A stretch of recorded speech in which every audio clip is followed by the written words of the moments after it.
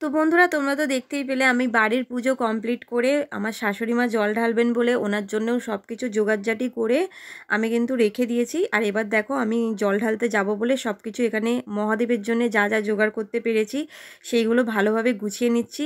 আর বেলপাতার মধ্যে আমি চন্দন বেটে ওম লিখে নিয়েছি। তো দেখো আমার একদম গোছানো কমপ্লিট হয়ে গেছে।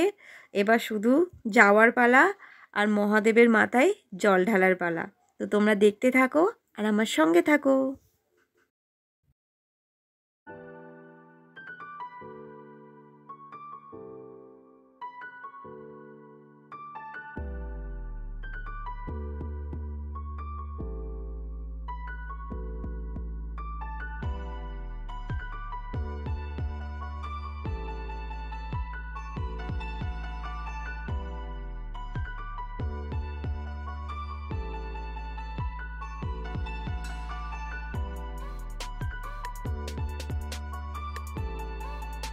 তো বন্ধুরা আমরা কিন্তু মন্দিরে পৌঁছে গেছি আর শিবের মাথায় অনেকেই জল ঢালছেন। তো সেই জন্য আমি এখন মা কালীর কাছে চলে এসেছি। তো গাছের অনেক জবা ফুল নিয়ে এসেছিলাম, সেটা মায়ের কাছে রেখে দিলাম। ঠাকুরমশাই এসে পুজো করে দেবেন আর আমি একটু মাকে ধূপ আর মোমবাতি দেখিয়ে দিচ্ছি।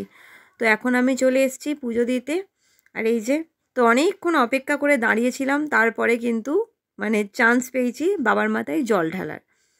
তো যখন শিবের মাথায় জল ঢালি একটু না ভালোভাবে দিতে পারলে পুজো মন থেকে ঠিক শান্তি পাওয়া যায় না। আর একজন দেখো পুজো দিতে আসে যেন ট্রেনের টিকিট কেটে আসে, মানে একটি যে মানুষ শান্তি করে পুজো দেবে সেটাও ওদের তস হয় না। দেখো ঘাড়ের মধ্যে যেন হুমড়ে পড়বে।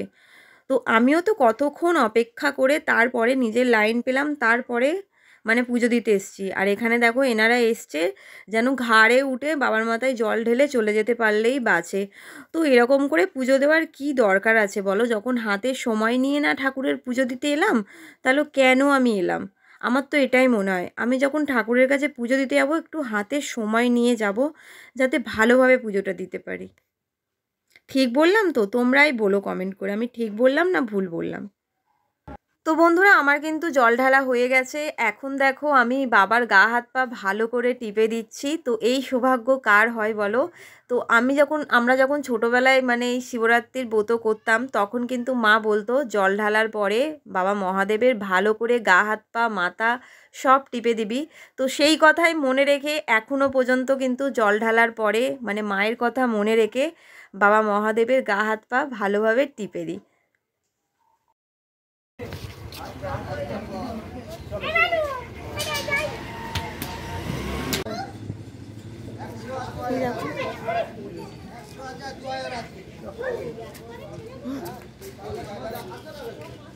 কিছু দেখা যাচ্ছে না রে।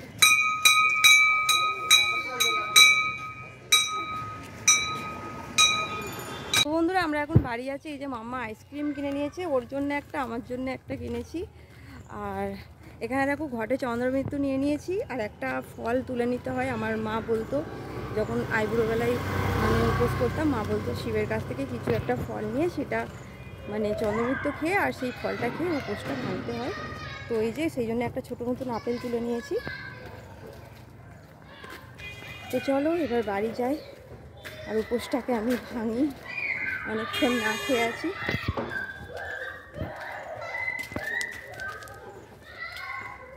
ওই টেপি টেপি ওই টেপি তো শ্বাসটা দেখা টেপি রে, ওই দে সেই স্কুলের দিকেই তাকিয়ে আছে পাগলি। সেই তো চলে এসছি আর এই যে চরণামৃত্যু খেয়ে নিচ্ছি। দেখো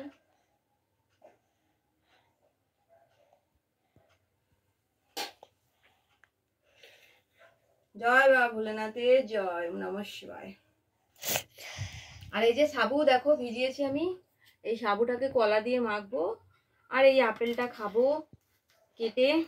এই আজকে আমি মানে উপোস ভাঙবো। আর এই যে বাতাসাটা এইটা দেখো কি দিয়েছে এতে, সেই সিদ্ধি বলে, সিদ্ধি খাবি? সিদ্ধি যে খাও না, আমার মেয়ে কিছু খেতে চায় না। তো অনেকক্ষণ ধরে জল না খেয়েছিলাম, এবার পেট ভরে জল খাবো। অনেকক্ষণ ধরে আমি ওকে বলছি ভিডিও করে দিতে, ও একটু রেগে যাচ্ছে, ওর নাকি ভিডিও করে দিতে ভালো লাগছে না। তো চলো বন্ধুরা আজকের ভিডিওটা আমি এখানেই শেষ করছি। ভিডিওটা অবশ্যই ভালো লাগলে লাইক শেয়ার সাবস্ক্রাইব সবকিছু করে দিও। আর আজকের মতন সবাইকে টাটা। সবাই ভালো থেকো, সুস্থ থেকো, অবশ্যই সবাই সাবধানে থেকো। বাবা ভোলানাথ সবাইকে ভালো রাখুক এই কামনা করেই আজকের ভিডিওটা আমি স্টপ করলাম। টাটা।